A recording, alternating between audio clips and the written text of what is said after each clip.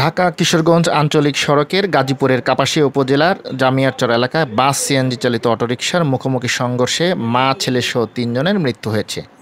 এ সময় সিএনজি চালকসহ আরও ৩ জন গুরুতর আহত হয়েছেন।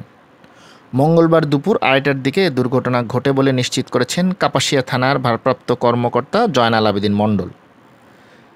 দুর্ঘটনায় নিহতরা হলেন সিএনজি যাত্রী কিশোরগঞ্জের ইটনা থানার কমলভোগ পূর্বপাড়ার তানভীরের স্ত্রী রত্না আক্তার ও তার ৪ বছরের ছেলে সায়ান এবং কৃষ্টপুর এলাকার আবুল কালামের ছেলে তৌহিদুল্লাহ।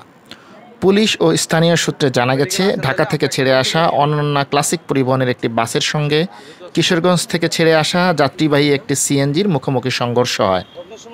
এতে সিএনজিটি দুমড়ে মুচড়ে ঘটনাস্থলেই ৪ বছরের শিশুসহ ২ জনের মৃত্যু হয়।